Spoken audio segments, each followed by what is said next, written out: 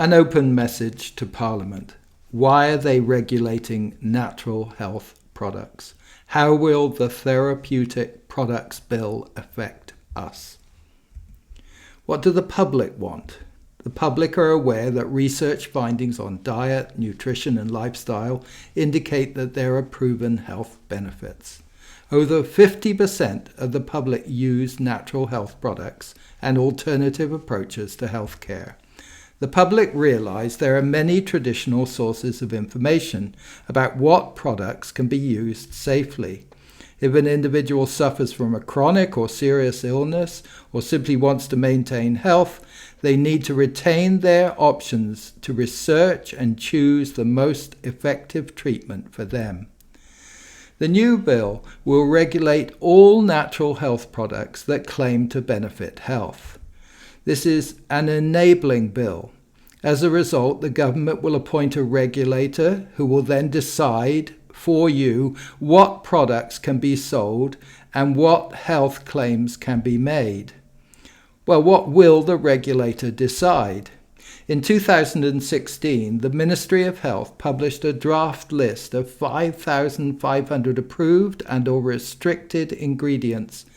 Most likely, the decisions of the new regulator, when appointed, will be based on this list. Let's answer the public's first question. Are all these ingredients safe? The 2016 Ministry of Health permitted list included 3,000 synthetic and chemical additives. A closer look shows that the permitted list includes many additives which are suspected of causing illness and cancer, including FD&C red number 2, amaranth number 3, erythrocin number 4, ponzu, all banned in the USA by the FDA. A 2007 study in the UK found a possible link between 6 food dyes, a preservative, and hyperactivity in children. All these compounds are likely to be permitted by the bill. Thousands of artificial fragrances and flavors have been approved, even though they have not been tested properly. Here's an example of a pre-approved synthetic product. This cheap popular drink is available in New Zealand supermarkets. All of its ingredients have already been approved by the Ministry of Health. These include sugar, which predisposes to obesity and aggravates diabetes, E330 synthetic citric acid, synthetic raspberry flavor, effects unknown, E211 sodium benzoate, implicated as a possible cause of hyperactivity when used with E122, color E122 carmazine, banned in the United States, Sweden, Norway, and Austria. Artificial sweetener E961 neotame, similar to aspartame and banned in organic products. US FDA application noted adverse reactions. Dr. McCullough recommends this be avoided at all costs. This bill will allow this synthetic product to be marketed as a natural health product. We are talking serious health issues here. During the last 20 to 30 years, there's been a huge expansion in chronic disease, including cancers, diabetes, heart disease, anxiety, depression, and other mental and physical illnesses. No one knows the exact causes, but poor nutrition, food additives, and environmental pollution are all suspected. Over 2,000 new chemicals are registered each year. There's been a rapid expansion in the use of chemicals in food and synthetic chemicals. Many of these have been approved without sufficient scrutiny. Using discredited principles such as substantial equivalence, additives that are similar to but slightly different from natural compounds have been approved, even though it's well known that very small differences in chemical structure can cause serious side effects. The bill requires the regulation of entirely natural ingredients already known to be safe, in other words, foods. Under the bill, all ingredients have to be pre-approved. We estimate a supplier will pay $200 annually for each ingredient. The probable minimal cost of making a health claim on the label will be $5,000 to the regulator for each application and for each mild condition your product claims to benefit. But you will not be allowed to claim that a natural health product can benefit a serious health condition. If it is considered that your product has therapeutic value, you will pay around $100,000 to register it as a medicine, and only a medical doctor will be allowed to prescribe it. An EU report found that natural health products are 45,000 times safer than pharmaceutical drugs. Despite this, suppliers will have to comply with pharmaceutical-style regulations and undertake frequent, costly testing of ingredients and products. Say you are selling 300 products to the public and each one benefits 2 mild conditions, the application fees alone will be $3 million before you have even begun to prepare your evidence. The experience in Australia has been that the preparation of a single application can cost in excess of $100,000. These restrictions are so costly that most suppliers will simply refrain from making any health claims, so you'll have less information. Many will go out of business. The net effect of these regulations will be that consumers will have less information than they did before. Restrictions on scientific information regarding serious illness. Did you know that the simple kitchen spice turmeric is effective in preventing bowel cancer? There are a lot of studies.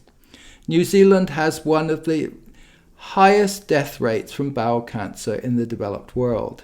Studies show that garlic, ginger, turmeric, thyme, rosemary, sage, spearmint and peppermint all inhibit the growth of colon cancer cells.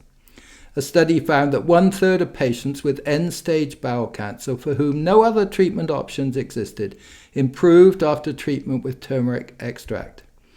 If the bill is passed, I would not be allowed to tell you this and could be liable for a substantial fine. So there are restrictions on free speech.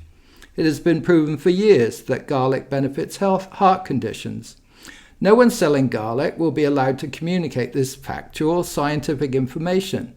Thereby, the bill will restrict free speech and suppress matters of fact.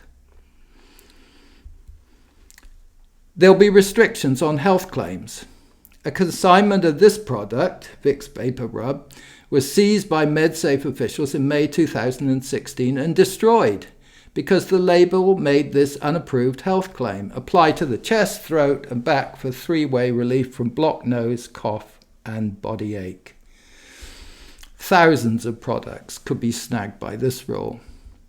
There are restrictions on dose. In 2016, the Ministry of Health believed that the maximum daily dose of vitamin B12 should be 50 micrograms. This product, vitamin B12, is commonly used by people who are deficient. It has in it each dose 20 times the maximum daily dose specified by the Ministry of Health. So, it could be banned. A typical Indian or Thai meal may contain 50 grams of tamarind.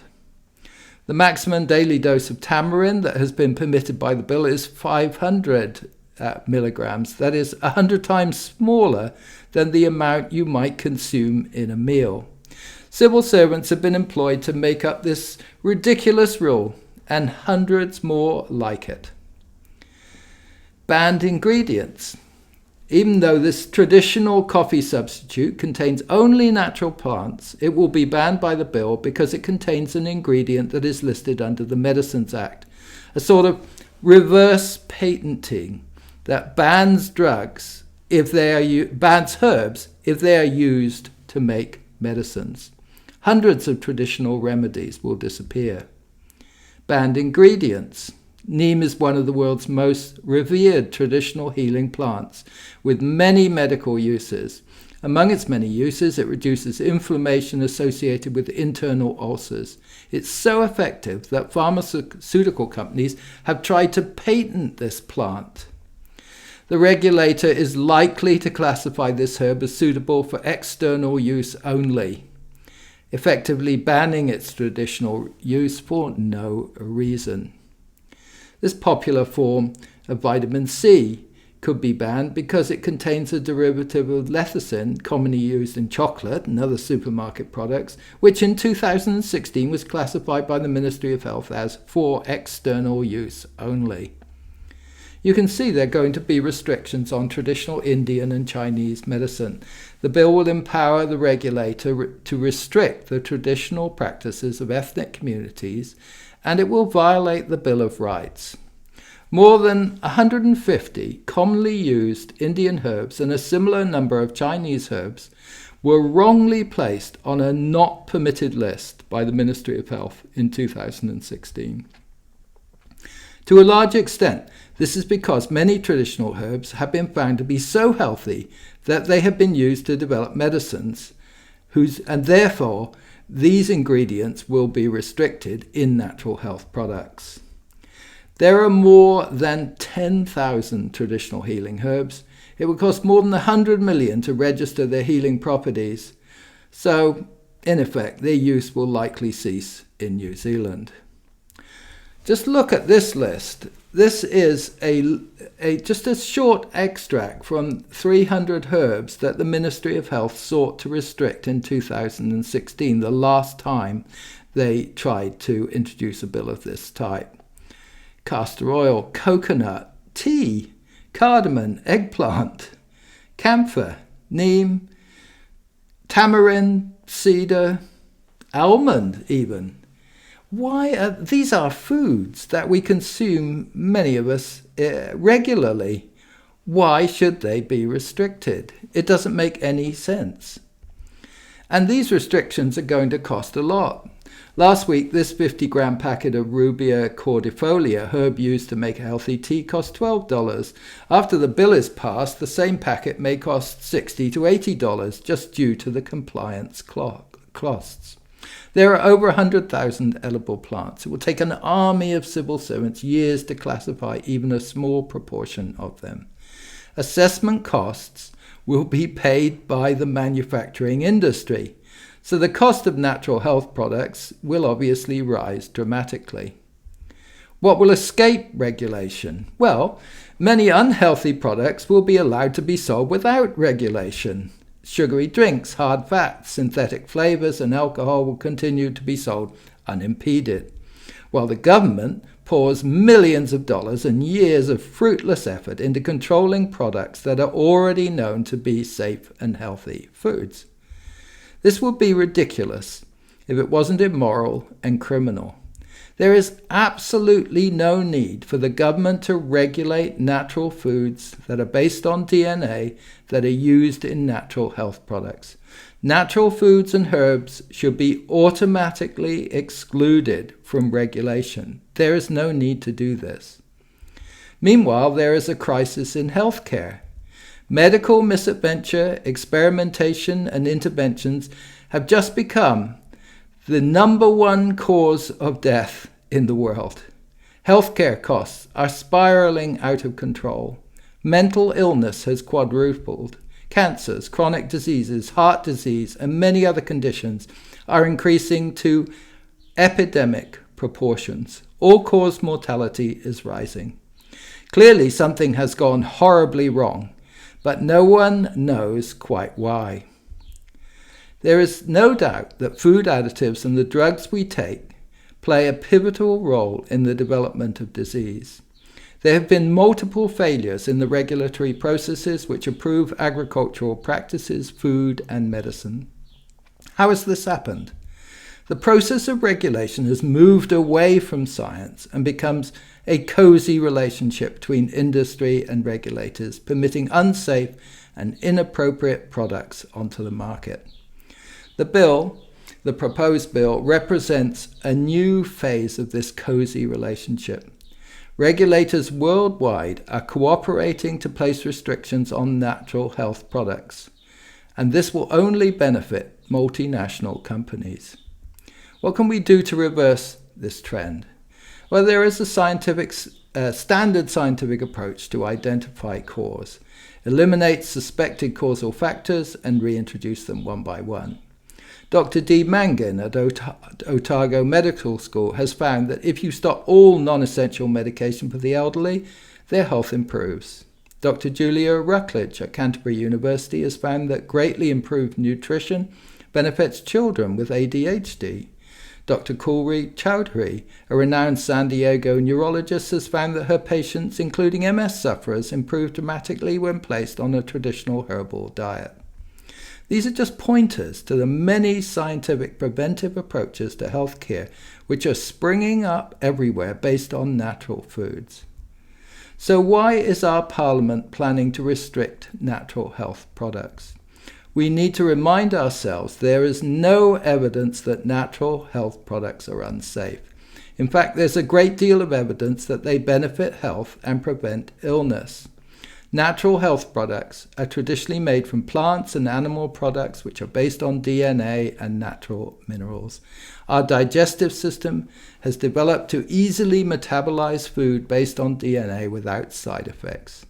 Many people rely on natural health products to maintain their health. It would be criminally negligent to restrict their options. True natural health products are in fact foods. There's nothing risky about their use. Taking natural health products is no different from the need to have a balanced meal. Food is life. It is our first medicine. The healing properties of plants are proven to benefit public health. Our right to use them should not be taken away by law and transferred to pharmaceutical interests. We are a people here who believe in fairness. This is not the time for New Zealand to become involved in an international effort to subvert regulatory safeguards. This is not the time to restrict access to preventive health care. This is not the time to allow suspected unhealthy synthetic ingredients to be included in natural health products. This is not the time to restrict access to herbs and impose huge unjustified costs on traditional medicine. This is a time for New Zealand to lead the world in the development of application of preventive approaches to healthcare. The Therapeutic Products Bill is currently up for public submissions up until February 15th, 2023. Ask your MP to review this presentation, which shows that the bill relies upon outdated and discredited ideas. Or you can contact myself directly at my email or go to my website for more information. Thank you.